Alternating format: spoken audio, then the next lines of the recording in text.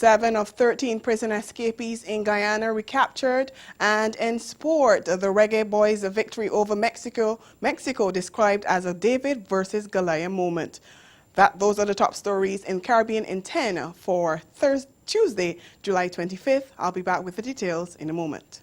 The Caribbean Broadcasting Union and its regional and international partners at the CBU Annual General Assembly, August 21st through 24th at the British Colonial Hilton Hotel in Nassau, the Bahamas, under the theme Digital Developments in Caribbean Media. Prime Minister of the Commonwealth of the Bahamas, Dr. the Honorable Hubert Alexander Minnis, will welcome delegates during the opening ceremony. Guyana's Minister of Public Telecommunications, the Honorable Kathy Hughes, will offer a keynote address on digital developments in the region. See the launch of the UNESCO-sponsored Manual of Social Media Guidelines for Caribbean Journalists, with guest speaker Jamaica's Director of Public Prosecutions, Paula Llewellyn. And hear from international media players about the new developments in digital television standards in Europe, the US, and Japan. And this year's Caribbean Broadcasting Awards Gala at the Atlantis Resort Paradise Island is not to be missed. Call 246-430-1007 to book your space in the 3-day conference and exhibition. Don't miss the CBU 48th Assembly at the British Colonial Hilton Hotel in Nassau from August 21st through 24th. Discounts on flights to the Assembly on the official airline, Caribbean Airlines.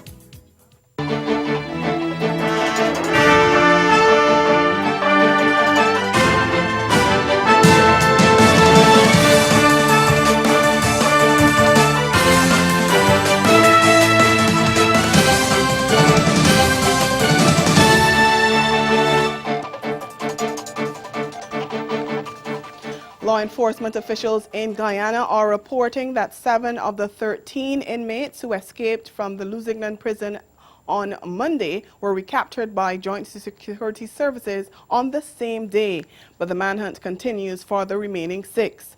2 of the escapees were caught in the capital, Georgetown, while the other 5 were held in East Coast Demerara. Between Sunday night and the early hours of Monday morning, the prisoners, most of whom are said to have been high-profile criminals facing murder charges, escaped from the prison.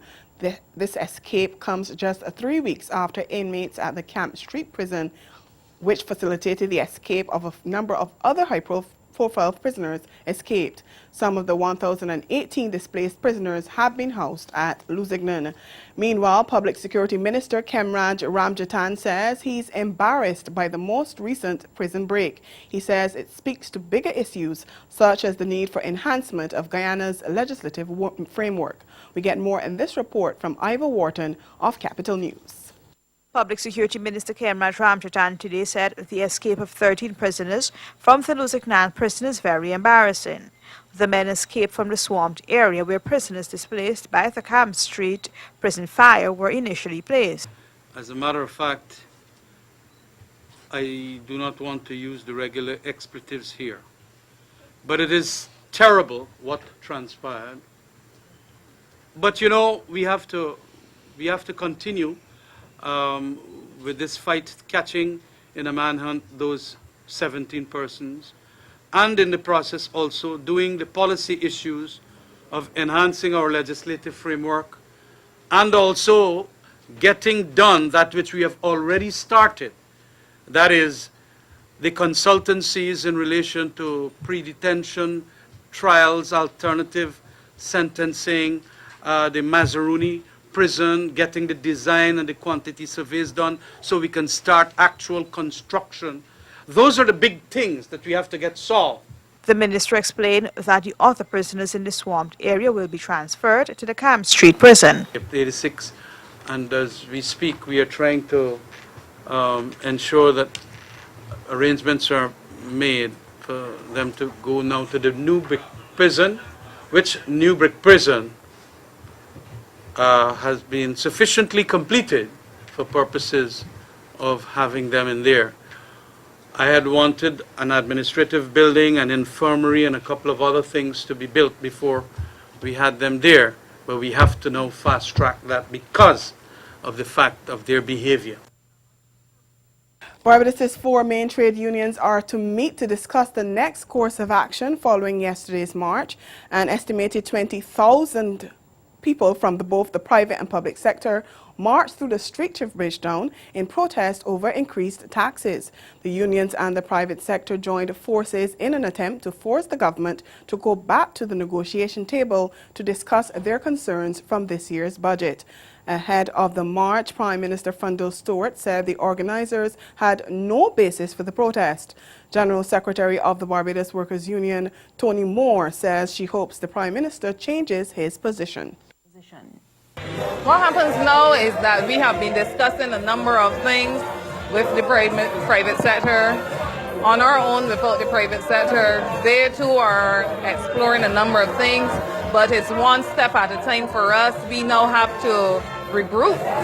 We believe that when the people have spoken, that there should be a time, a point of reflection, and we are still being confident that the Prime Minister, irrespective of everything he said yesterday, will take a second look at what he saw today, understanding fully what that means, and respond appropriately. That is really our hope.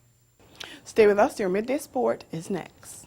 This is Jolly Phonics. It's a fun new program used to help infants develop a love for reading. Teachers and principals from selected primary schools are learning about this program to help improve literacy in their schools. Jolly Phonics is based on synthetic phonics, a method that focuses on how sounds are represented by letters, as well as how we blend or synthesize these sounds when reading. Air traffic control is a service provided by ground-based controllers who direct aircraft on the ground and through controlled airspace, and can provide advisory services to aircraft in non-controlled airspace. The primary purpose of ATC Worldwide is to prevent collisions, organize and expedite the flow of air traffic, and provide information and other support to pilots.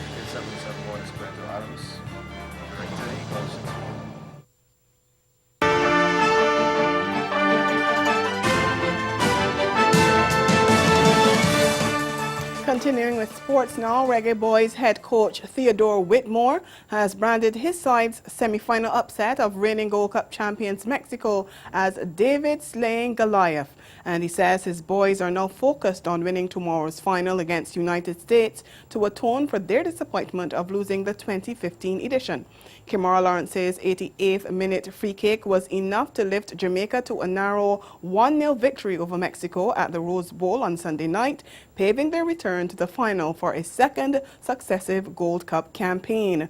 Whitmore said the victory was overwhelming, and he said the Reggae Boys were savoring the victory, but he is insisting that none of them lose focus. He says Jamaica, which is ranked 76 in the FIFA rankings, does not want history to repeat itself by being at another finals and ending up runner-up. Jamaica are the only English-speaking Caribbean side to reach a Gold Cup final. The tournament has been dominated over the years by giants Mexico, which have won 7 titles, and the United States, which has clinched 5. But the Reggae Boys coach says his men are keen on breaking that stranglehold. And reigning champions Trinidad and Tobago made a strong start to their title defense, taking honors on the opening day of their first round match in the regional Under-19 3-day championship against Windward Islands on Monday. Sent in at Connery, TNT were dismissed for 233, with Sabah Bhuta top scoring with 60, Leonardo Julian getting 44, and captain and opener Navin Basidi chipping in with 27. And that's Caribbean in 10. Join us again at 6:30 this evening for Caribbean Newsline. Good afternoon.